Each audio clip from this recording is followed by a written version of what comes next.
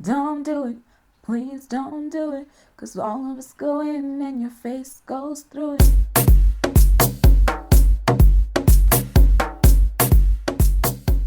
Hello, if you've never seen me before, hi, my name is Youkeyy, and if you are a returning subscriber, welcome back. Those of you who watch my videos know I'm very silly, very goofy, playful, but this video is going to be more on the serious side. Okay, maybe not that serious, but still, like, just pretend. So I wanted to just kind of share with you guys something that a lot of people do that you may not be aware of, and that is to put Milk of Magnesia on their face as a face primer and oil control agent. Yes, Milk of Magnesia, the over-the-counter antacid that goes into your stomach on your face. I was using Milk of Magnesia for about 5 years, going on 6 years. I first found it out, I think, on YouTube, and it was basically like this magic way to make your makeup super duper matte. You guys remember back when the makeup looks were all about making your face look super matte? There was no highlight, there was none of that dewy, shiny anything. It was just all matte, and that was the way everybody was rolling at the time. Well, that was when Milk of Magnesia was really, really big. I had always had oily skin for as long as I could remember. So when the whole Milk of Magnesia thing came along, I was like, oh my goodness, this is what I need. Makeup will finally stay in place and be matte just like how I want it. So I started using it on my face, and I'm one of those people who's kind of like a little bit crazy enough to at least try something that other people won't try, as long as it's not like damaging to my life or to my future. I tried a little bit to areas of my face where I get the most oily, and I saw results, not results as in like long-term results, but I saw results as to how well my makeup stayed on and how matte it stayed for an extended period of time. Over time, it would still get oily as the day went by, but it wasn't as bad as it used to be. And then it slowly somehow progressed to me slathering it all over my face. I'm not sure why or how I thought that was okay, but that's what happened. And for a long period of time, every time I wore makeup, I would wear Milk of Magnesia as a primer. So first it started off with me only using it for like special events, or if I knew I was gonna have makeup on all day, to me using it basically every single time I had makeup on. So using it more frequently, knowing that it was a product that was not meant for my face, that was definitely a huge risk. I had heard stories of, oh, it's bad for you, and oh, it does this and it does that, but there wasn't really anything that pushed me to want to stop using it because it was so effective in controlling the oil on my skin. I think I remember reading something about it possibly causing bacterial proliferation on the face, but that was like the only thing. That's just excess bacterial growth on your face, basically. To me, I was just like, oh, I'll just wash my face. It's just bacteria. Bacteria is everywhere. So if you have a substance that is more basic, way more basic than your skin, you're gonna have imbalances. So you basically want to use products that are around the same pH level as your skin. You need to know the balance. Balance. NatWest balance. Balance. Barclays balance. Balance. Balance. I knew all that. I knew better, and I just still kept using it. So over time, my skin became more and more dry, and I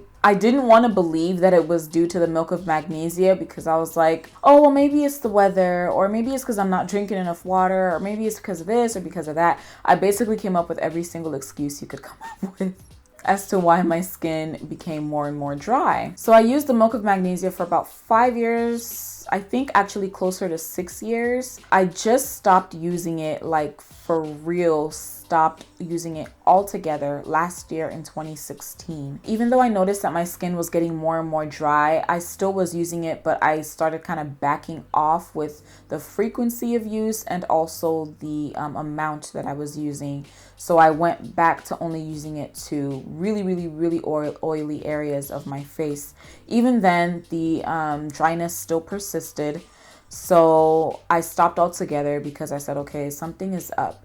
Every time I wash my face before I moisturize, my skin is horribly dry. And I mean dry to the point where it almost looks flaky. And I also noticed that I was getting a lot more whiteheads than I had ever gotten in my life.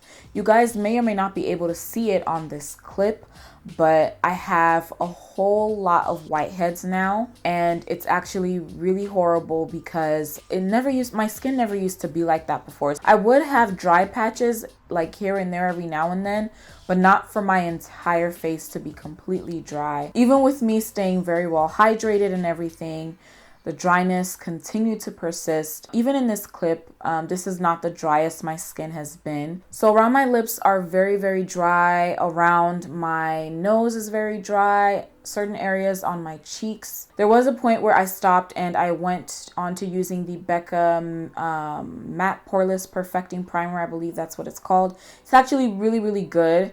But again, I went back to the Milk of Magnesia shortly after, and it was almost like an addiction. It's ridiculous. I know it's not an addiction. Like, it was a really horrible habit. Let's just put it that way. It wasn't until I realized the extent to which my skin had become dry that I actually stopped using the Milk of Magnesia altogether. And I said, okay, something needs to be done because this is crazy. Luckily for me, however, once the day kind of goes by and I've, maybe 8 or 10 or 12 hours have lapsed throughout the day, my skin won't look as dry. It'll look a little glowy. Now, it's not necessarily oily, like oil slick as it used to be, but it's kind of a natural dewy glow. I don't consider that to be my skin going back to normal because that's not what it was. But that natural dewy glow is what I really want on, a regular day-to-day basis. However, I can only really achieve it after having makeup on for maybe 8-10 hours, and that's with me like running around having makeup on. I did also notice that my skin was more prone to breakouts, and I feel like my skin is a little bit more sensitive to certain things after using the Milk of Magnesia. Before, my skin was not as sensitive as it is now. Even now, it's not all that sensitive, but I do notice that there's a difference in certain products that I was previously able to use without issues that I now sometimes will have like a spot or two after using them. So it's just something for you guys to consider out there if you have oily skin and you're using Milk of Magnesia. Please stop using it. It's not good. Trust me, I didn't believe the hype either. I said, oh, I'll only use it every now and then, or oh, it can't be that bad, or a few times won't hurt. But it just kind of snowballed into this whole bad habit. And now I'm dealing with the consequences. So please learn from my mistake. Do not use Milk of Magnesia as a face primer. And I actually would not suggest to use anything that is not meant for your face on your face. I know we're in that stage right now with social media where everyone's trying all types of different DIYs on their faces and putting Lord knows what on their faces, blending their makeup with condoms and using vegetable juice to contour. I don't know. Like, be careful what you do to your skin, especially the skin on your face. Your skin is the largest organ in your body. So everything that you do to it, it will act up if it does not like it. It may not happen today, but it might happen tomorrow or a year from now or 5 years from now.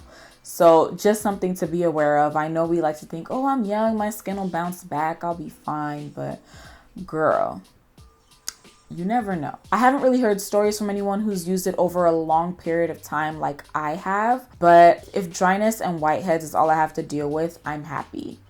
Because I'm sure it could be a whole lot worse, to be honest. And just some tips for you if you do have oily skin. Something you do want to try out, as I mentioned, is the Becca Matte Pore Perfecting Primeless whatever. But if you have not used that and you have oily skin, try that out as a primer. And I would actually suggest changing how you eat. So whatever it is that you put in your body, it will reflect on your skin.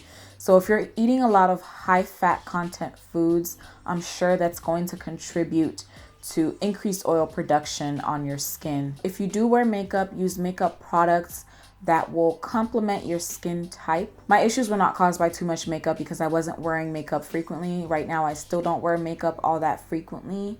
I only wear makeup to film these videos, to film tutorials, or for special occasions. I don't even wear it for everyday wear. So makeup was not the cause of the dryness, and I'm not the kind to sleep in my makeup. Oh my goodness, that is a huge pet peeve of mine. I can't, it doesn't matter how tired I am. It doesn't matter if I haven't slept in 72 hours. If I have makeup on my face, I cannot sleep comfortably. So just some quick like tips: moisturize, make sure that you're using serum. Serums also help to kind of add back moisture. Facial masks, hydrating facial masks. Drink lots and lots and lots of water if you have dry skin. If you have oily skin, cut down maybe on the high fat content in your foods. And yes, animal products are high fat content as well. Just so y'all know, don't come for me. Just giving you the facts. Okay, it's just the facts. So that is basically it. I hope this video helps somebody, because I wish that there was a video out there of someone who had used Milk of Magnesia for an extended period of time who could tell me, stop doing it. Because everyone that I saw who mentioned how bad Milk of Magnesia is for you, they were all people who never used it, or only used it once, or just never touched it. And I was just like, okay, how are you supposed to know it's bad for you if you never used it? You don't even know like what the real tea is. Like, you can't really tell me when you never experienced the full scope of Milk of Magnesia as a primer. So yeah, take it from someone who used it for many, many years. Don't use it. Don't do it to yourself. I hope this video was helpful to you. Unfortunately, I don't have the full scientific breakdown of why Milk of Magnesia is so bad, but I do know about the fact that it has an opposing pH balance than your skin does. If I find anything that is scientifically backed that specifically points to using Milk of Magnesia as a primer for makeup, then I'll put it below in the description box. And if you want to check out the tutorial for this eye look, just go ahead and hit the little thing right up. It should be right up there, like right in the corner somewhere. Also, be sure to check out my other videos. I do makeup tutorials, makeup reviews, and nail tutorials as well. Thank you so much for watching. I hope that this was helpful. Make sure to share this video with someone that you feel needs it. Anyone either who is thinking about using Milk of Magnesia as a primer, or someone who you already know is using it as a primer, which is a big no-no. If you have any questions, you can go ahead and just ask them down below in the comment section. Like this video, give it a thumbs up if you enjoyed it, and also subscribe to my channel if you like. Make sure to hit the bell to get notifications so you'll never miss an upload from me. Also, be sure to follow me on social media: Instagram, Snapchat, Twitter, Facebook, and all of that. And yeah, I'll see you guys in the next one, Lord willing. Stay blessed. Bye.